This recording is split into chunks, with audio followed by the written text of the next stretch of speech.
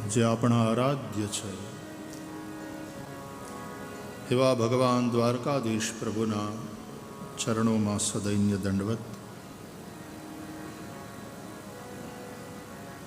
પરિકર અને આ દિવ્ય ધામમાં સ્થિત સર્વ દેવતાઓને, દાંડી હનુમાનજીને સૌને પ્રણામ.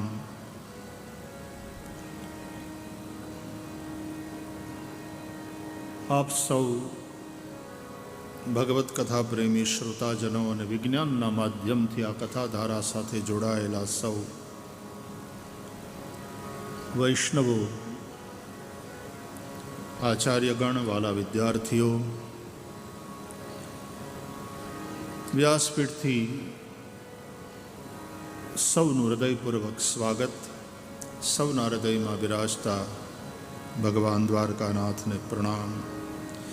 જય સિયારામ, જય શ્રી કૃષ્ણ, હરિઓમ, જય દ્વારકાધીશ.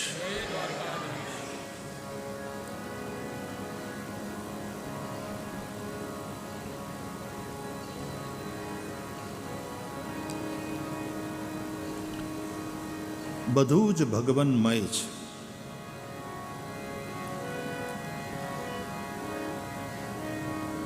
આપણે ભગવત પરાયણ થઈએ છીએ કે નહીં એ મહત્વનું છે.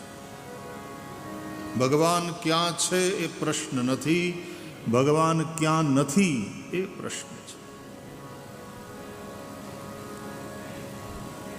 ગોસ્વામી તુલસીદાસજીએ પણ રામચરિતમાનસમાં દેશ કાલ દિશી વિદિશિહુ માહી કહુ સો કહા જહાં પ્રભુ નાહી આવો પ્રશ્ન કર્યો છે.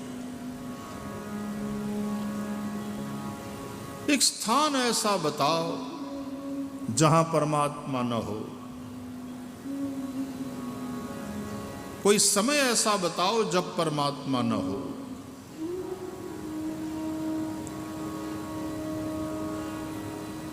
પરમાત્મા સર્વત્ર છે, સર્વદા છે. ભગવાન દુર્લભ છે જ નહીં.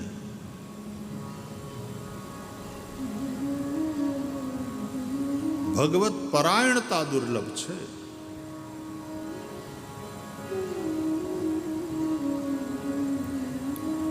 ભાગવત કહે છે કે આ વેદો નારાયણ પર છે. યજ્ઞ કરો એ નારાયણ પર થઈને કરો.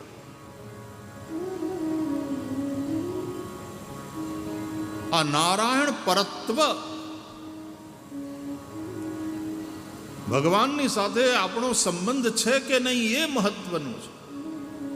ભગવાન છે કે નથી આ માથાકૂટમાં પડવું એ મૂર્ખતા છે. હવા આપણે શ્વાસમાં લેતા હોઈએ, પ્રાણવાયુથી આપણું જીવન ચાલતું હોય, એના ઉપર ચર્ચા કરીએ કે આ હવા છે કે નહીં. कैसी फिजूल बातें. वेदों कहे છે સર્વમ ખલુ ઇદમ બ્રહ્મ. This very existence is nothing but him.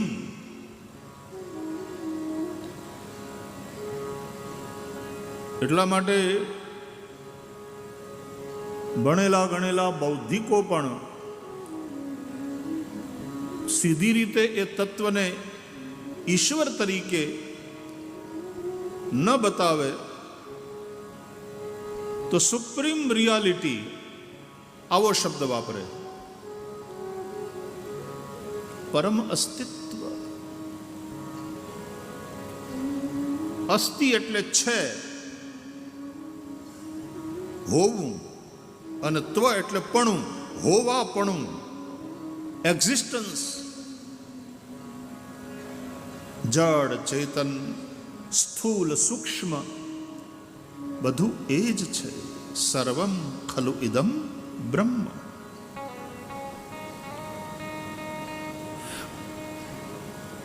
એટલે કયા કરું વ્યાસપીઠથી કે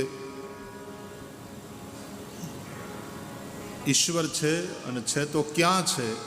આ પ્રશ્ન એવો જ છે કે દરિયાની એક માછલી બીજી માછલીને પૂછે કે બેન, આ દરિયો હોય? દરિયો છે, અને એ છે તો ક્યાં છે? દરિયામાં રહેતી, દરિયાને કારણે જીવતી માછલીઓ જેમ દરિયાના હોવાપણા વિશે શંકા કરે અને એ ક્યાં છે આવો પ્રશ્ન કરે, तो मछली के उस भोलेपन पर सिवाय हंस देने के तुम क्या कर सकते हो? उस भोलेपन पर मुस्कुरा दो, उसकी उपेक्षा करो।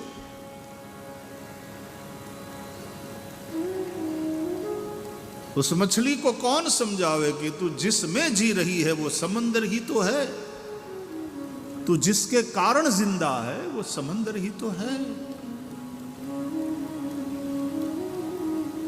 तो परमात्मा क्या छे?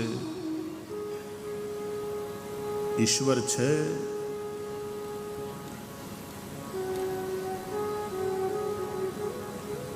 महात्मा बुद्ध साथे जोड़ायेली एक कथा छे कि सवारना भागमां कोई साधक भगवान बुद्ध पासे आव्यो। आपणे भगवान बुद्ध कहीए कारण के आपणे 10 अवतारों में मानीए छीए। आ 9 बौद्धो छे ये भगवान नहीं कहता, महात्मा बुद्ध एवं कहे छे। कारण के ये लोग भगवान ने मानता, बुद्धिज्म में भगवान नहीं, आत्मा पण नहीं बुद्धिज्म में। जैनो आत्मा ने तो माने छे, बौद्धो आत्मा नो पण स्वीकार नहीं करता। एनो प्रयास निर्वाण माटेनो होय छे।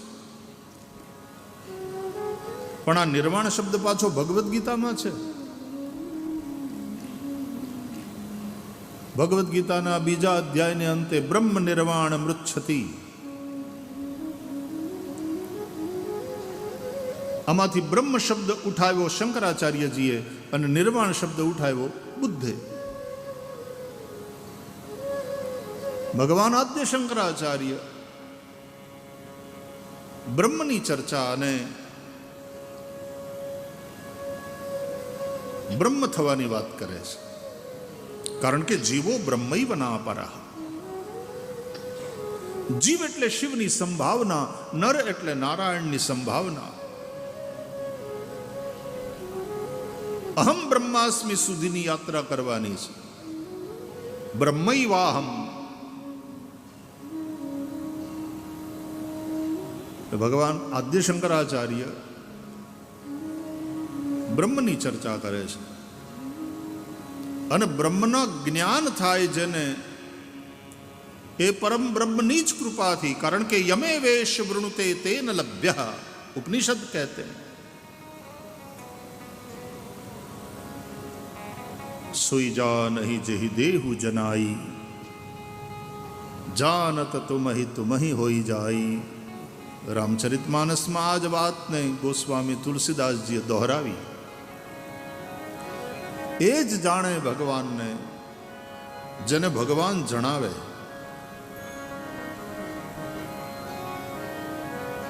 अने एक वार भगवान नी कृपा थी जे भगवान ने जानी जाए ए भगवद रूप बनी जाए।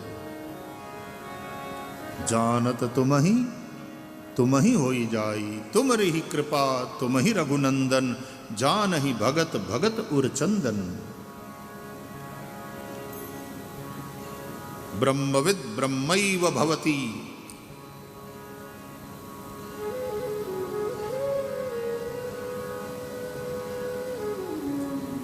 પછી એ મરે નહીં। આવા જે જ્ઞાની વિભૂતિઓ હોય એનું મૃત્યુ ન થાય, એ બ્રહ્મીભૂત થઈ જાય અથવા તો બ્રહ્મલીન।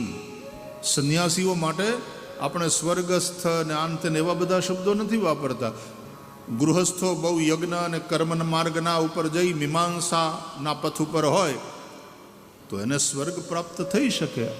આ લોકમાં એને સુખ મળે, પરલોક પણ એનો સુધરે, બરાબર। ધર્મ એનું જ નામ ને, યતો અભ્યુદય નિશ્રેયસ સિદ્ધિ સધર્મ। જેનાથી આ લોકમાં અભ્યુદય થાય અને પરલોક પણ તમારો સુધરે, પરલોકમાં તમારું કલ્યાણ થાય, નિશ્રેયસની પ્રાપ્તિ થાય, આ જેના થકી થાય એ ધર્મ। અને એ રીતે જે જીવે, યજ્ઞ કર્મ કરે, પુણ્ય કર્મ કરે, તો એના ફળ સ્વરૂપે આ લોકમાં એ સુખી થાય ને એને પરલોકમાં સ્વર્ગ મળે. આ લોક કરતા ઊંચું સુખ સ્વર્ગનું એને પ્રાપ્ત થાય. એટલે પછી એવા ગ્રહસ્થોને માટે સ્વર્ગસ્થ એવું આપણે લખીએ. અંગ્રેજીમાં તો late mister so and so આવું લખાય.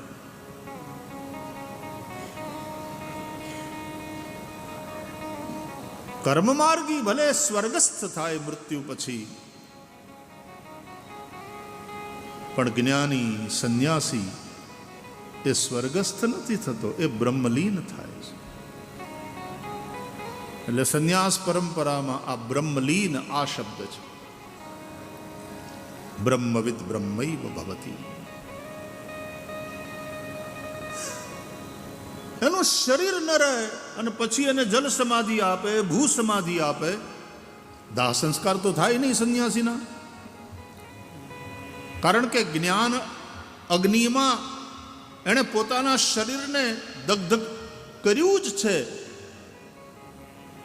એ રાખનું રમકડું છે.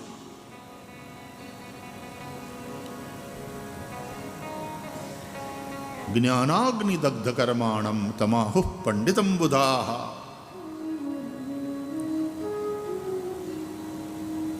એક સંન્યાસી મહાત્મા કોઈ પ્રણામ કરવા આવે, ચરણ સ્પર્શની વાત કરે ને એટલે એમ કે ભાઈ આઘારો આઘારો, ચરણ સ્પર્શ ના કરો.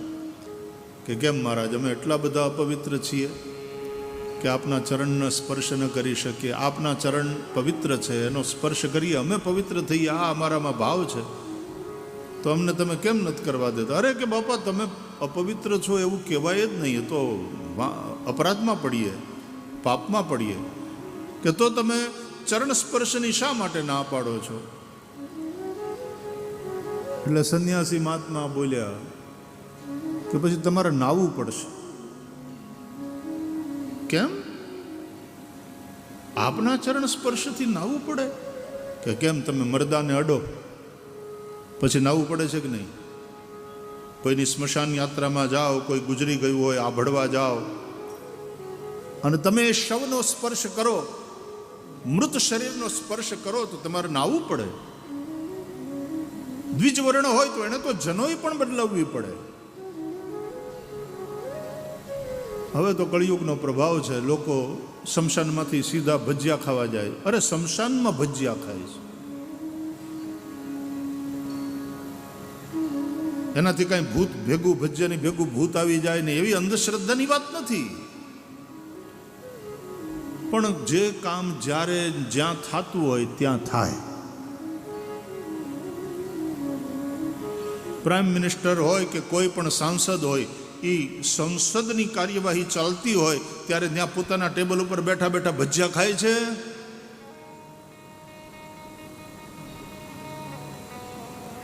ભજીયા ખાવામાં કોઈ પાપ નથી, ભાવ દે તો ખાઓ, પણ સંસદમાં ખવાય? અમે અહીં બેહીને ભજીયા ખાઈએ તો, આઈસ્ક્રીમ ખાઈએ તો, કેવું ભૂંડું અને અવિવેકપૂર્ણ લાગે. તો અંધશ્રદ્ધા બિલકુલ ન રાખો, પણ એનો મતલબ એમ નથી કે શમશાનમાં બેહીને ભજીયા ખાઓ. કારણ વાત પવિત્રતાની છે.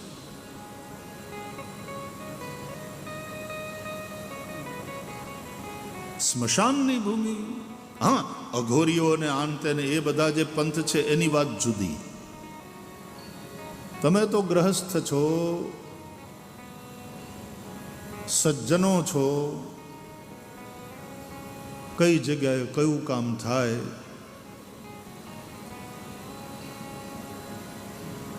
માણસની જાત જેટલી બગડી છે ને એટલા તો ઢોર પણ નથી બગડ્યા.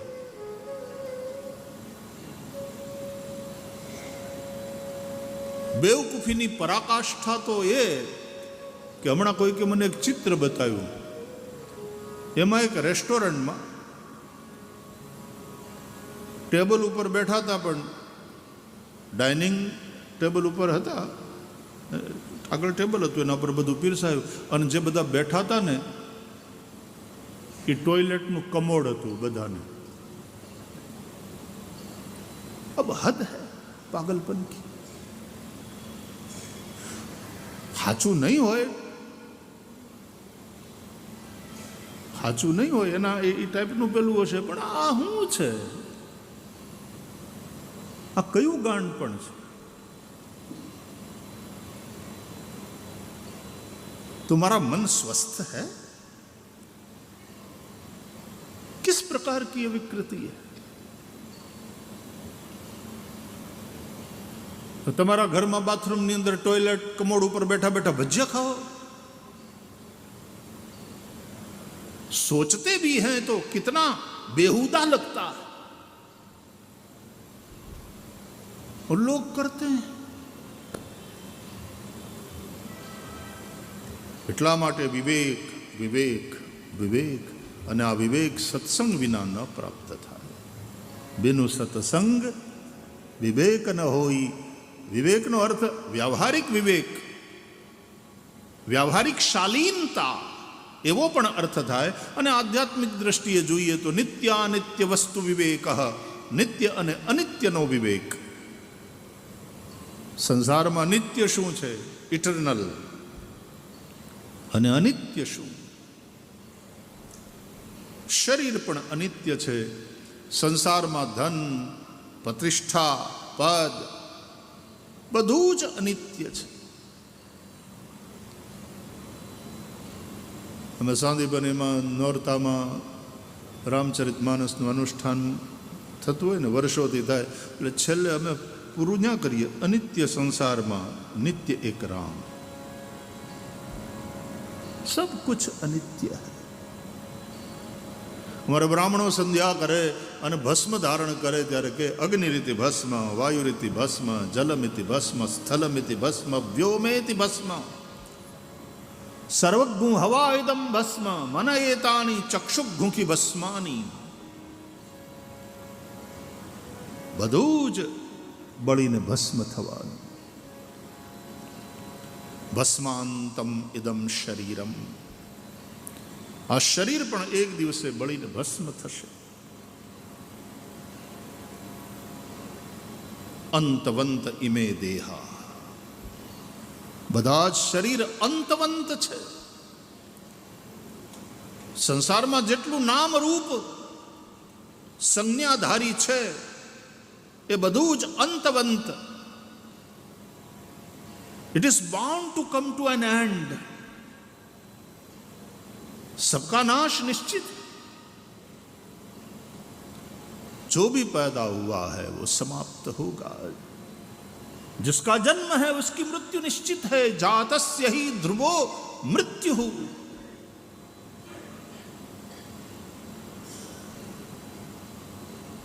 ત્યાં વિવેકનો અર્થ છે નિત્ય શું અનિત્ય શું એની સમજણ.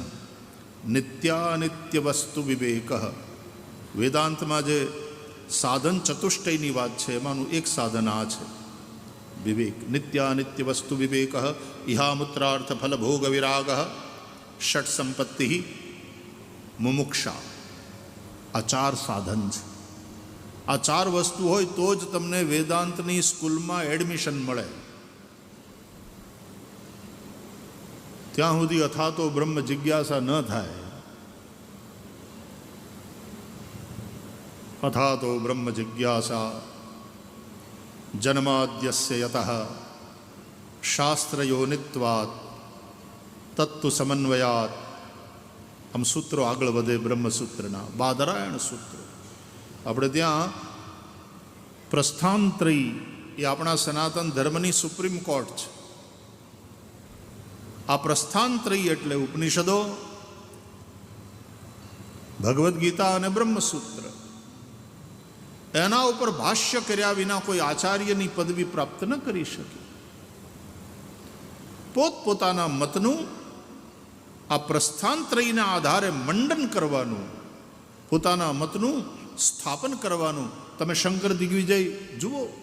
ભગવાન આદ્ય શંકરાચાર્ય કાલડીમાંથી એક જ્યોત પ્રગટ થઈ કેરાલામાં, દક્ષિણ ભારતમાં.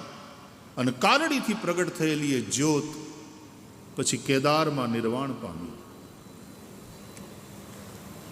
કેવલ 32 વર્ષની યાત્રા, પણ આદ્ય શંકરાચાર્ય ભગવાનની એ યાત્રા કેટલી પ્રભાવી, કેટલી પ્રતાપી કે બુદ્ધિઝમના પ્રભાવ તળે સનાતન ધર્મ આમ કચડાતો જતો હતો. આદ્ય શંકરાચાર્ય ભગવાને પુનઃ સનાતનની ધ્વજાને સંસારમાં લહેરાતી કરી.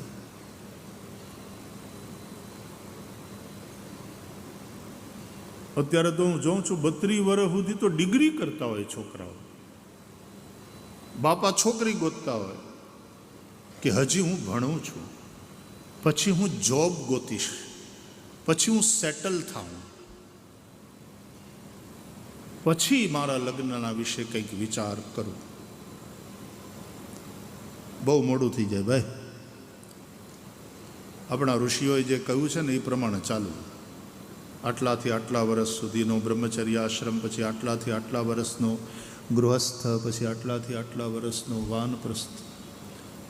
જેટલી મોટી ઉંમરે લગ્ન થાય એટલું એનું લગ્ન જીવન સેટ થાય એવી સંભાવના ઓછી થતી જાય. વડીલોએ અને આપણા ઋષિઓએ જે એક વ્યવસ્થા આપણને સેટ કરીને આપી છે એ પરીક્ષિત વ્યવસ્થા છે. એટલે અનુભવના એરણમાંથી એ ઘડાઈને નીકળી છે. પરીક્ષિત વ્યવસ્થા એટલે પ્રૂવ થયેલી.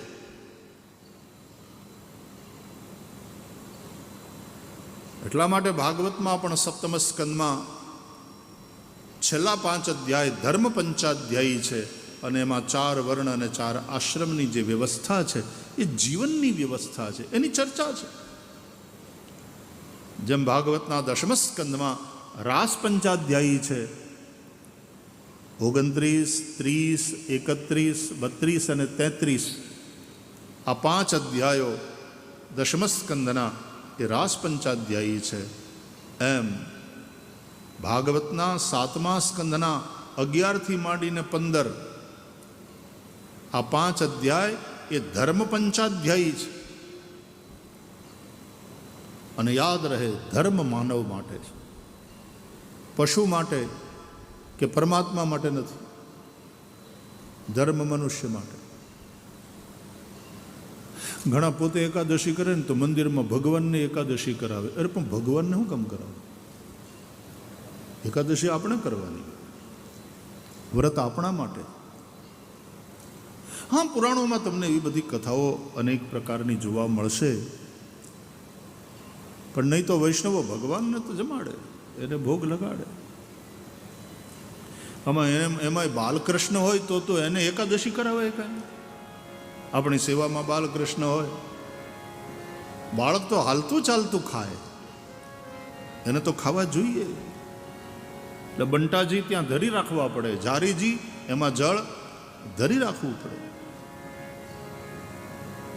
धर्म मनुष्य के लिए, क्योंकि सबसे बुद्धिमान प्राणी है पृथ्वी का. पृथ्वी पर अभी तो जीव सृष्टि केवल अपने ही सोलर सिस्टम में प्लैनेट अर्थ पर है. बीजा कोई ग्रहों पर जीवन है कि नहीं एनी शोध वैज्ञानिको કરી રહ્યા છે, પણ હજી સુધી બીજા કોઈ ગ્રહ ઉપર જીવન હોવાના પુરાવા પ્રાપ્ત થયા નથી. એટલે જીવન આ પૃથ્વી ઉપર છે, અને જેટલા દેહધારી જીવો છે આ પૃથ્વી ઉપર એમાં મનુષ્ય સૌથી શ્રેષ્ઠ છે. કેમ કે અતિ બુદ્ધિમાન પ્રાણી છે.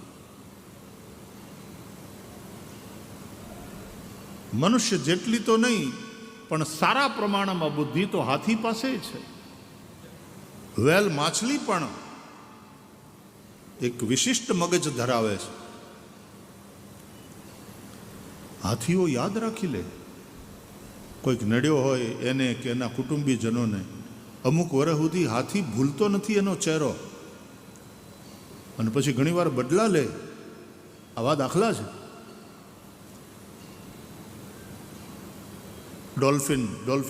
ડોલ્ફિનની પાસે કેવી બુદ્ધિ, કેવા ખેલ કરે. અમે તો વિદેશમાં અમુક ઠેકાણે જોયું છે. એવા ખેલ કરે. વેલનું મગજ કેવડું એના શરીરના પ્રમાણમાં, પણ તોય માણસની આગળ કાંઈ નહીં. મનુષ્ય સૌથી બુદ્ધિમાન પ્રાણી છે આ પૃથ્વીનું, અને જેટલું સારું છે એટલું જ ખતરનાક છે.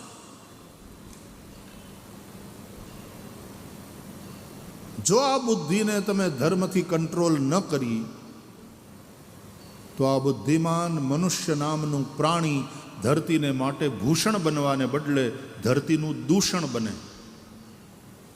અત્યારે જ તમે જુઓ ને, મનુષ્યો આ પૃથ્વી ઉપર એમ માની બેઠા છે કે ધીસ પ્લેનેટ અર્થ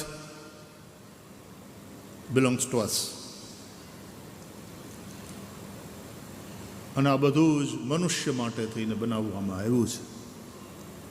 પાછા ઘણા રિલિજિયન, ઘણા મઝહબ પણ એવું માને છે કે આ બધું જ ગોડ અથવા તો અલ્લાહે ઇન્સાન માટે બનાવ્યું છે, એટલે એને ભોગવો, એને મારો, એને ખાઓ.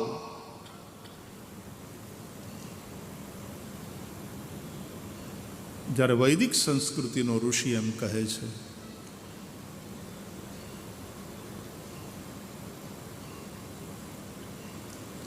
ધરતી ઉપર ચાલો તો પણ ધ્યાન રાખીને ચાલો. દ્રષ્ટિપૂતમ ન્યસેત પાદમ, કીડા મંકોડા તમારા પગની નીચે કચડાઈ ન જાય, હિંસા ન થાય. જેટલો જીવવાનો તમને અધિકાર છે એ અધિકાર આ પ્રાણીઓને પણ છે. અહિંસા.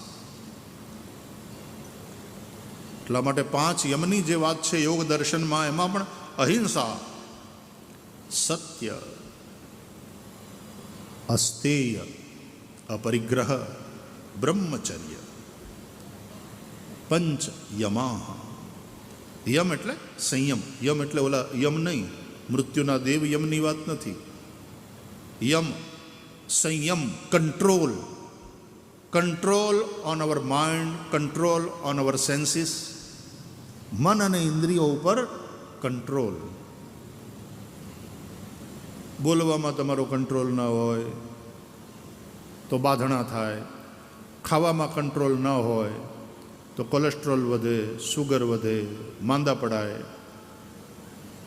કમાવામાં કંટ્રોલ ન હોય તો બેઈમાની કરશો, અનીતિથી કમાશો, ખોટું કરશો, કોક દી જેલમાં જશો. કંટ્રોલ.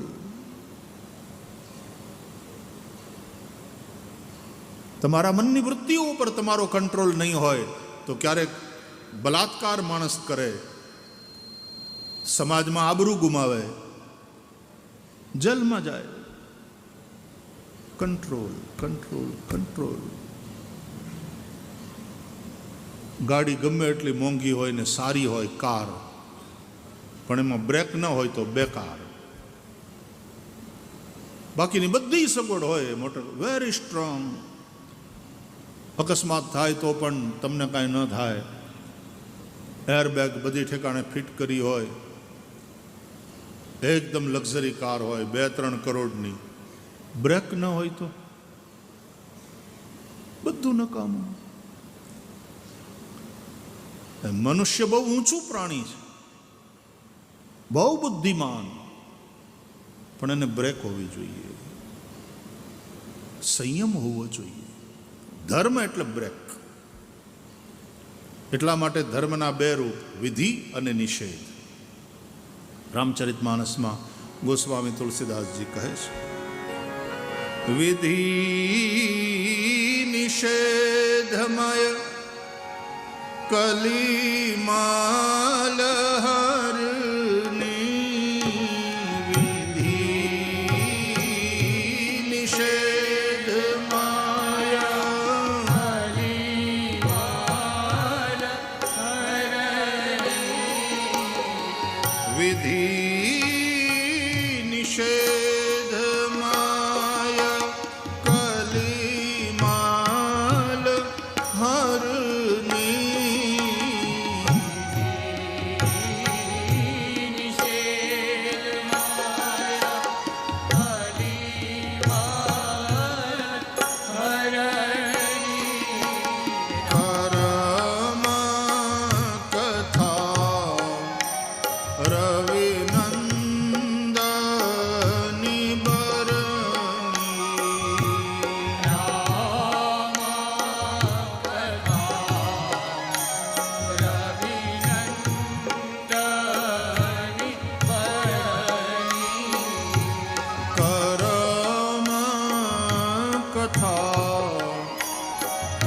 રવિનંદની બરની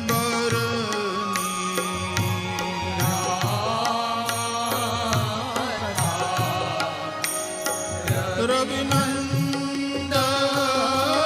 બરની વિધિરૂપ ધર્મ અને નિષેધ રૂપ ધર્મ. કારમાં ક્લચ તો હોય કે ન હોય, ઓટો ગેરવાળી કાર હોય તો ક્લચની જરૂર નહીં, પણ લીવર, એક્સલરેટર અને બ્રેક આ તો હોય ને હોય, એના વગર ચાલે જ નહીં. આ એક્સલરેટર એટલે વિધિરૂપ ધર્મ અને બ્રેક એટલે નિષેધરૂપ ધર્મ. એક્સલરેટર દબાવો, લીવર મારો આપણી ભાષામાં, એટલે ગાડી ગતિ સ્પીડમાં ભાગે, આગળ વધે. પણ જ્યાં જરૂરી હોય ત્યાં બ્રેક લગાવો એટલે અકસ્માતથી બચી શકો.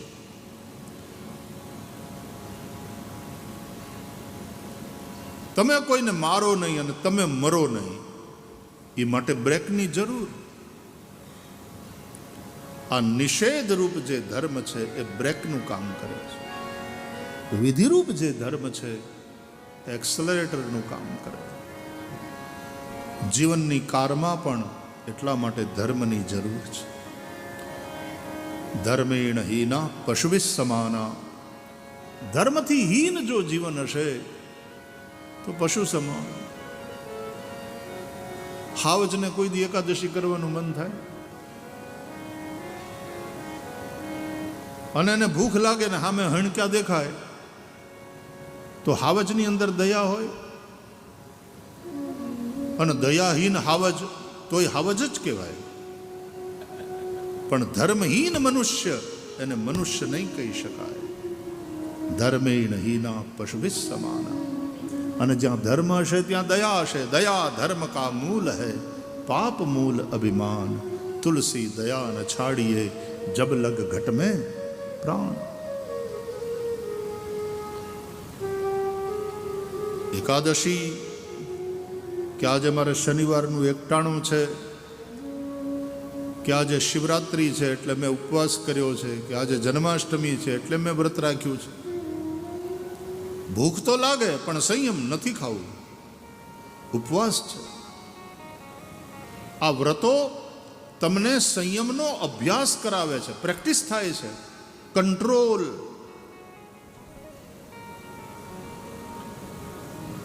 જીભ ઉપર કંટ્રોલ રાખ્યો, ખાવા ઉપર કંટ્રોલ રાખ્યો, બોલવા ઉપર કંટ્રોલ રાખ્યો. એટલે જ્યારે તમે સાધના કરો, કથા સાંભળો, ત્યારે આ કંટ્રોલ. ભાગવતમાં લખ્યું છે, હાથ દી ક્રોધ નહીં કરવો, ભલે ચોખા ઘીનો ડબ્બો ઢોળાઈ જાય તો એ ક્રોધ નહીં કરવાનો. હાથ કંટ્રોલ. 7 દિવસ બ્રહ્મચર્યનું બરાબર પાલન કરવાનું. કાયિક, વાચિક, માનસિક ત્રણેય પ્રકારે બ્રહ્મચર્યનું પાલન. કંટ્રોલ. 7 દિવસ બને ત્યાં સુધી ઉપવાસ કરીને કથા સાંભળો. આવું ભાગવતના મહાત્મ્યના 6ઠા અધ્યાયમાં પદ્મપુરાણમાં લખ્યું છે. વિધિ કથન. બને તો ઉપવાસ કરીને કથા સાંભળો. ઉપવાસમાં તકલીફ થાય તો પાછું લખ્યું છે, તો એક ટાઈમ ભોજન કરીને, હવિષ્યાન્નનું ભોજન કરી અને કથા સાંભળો.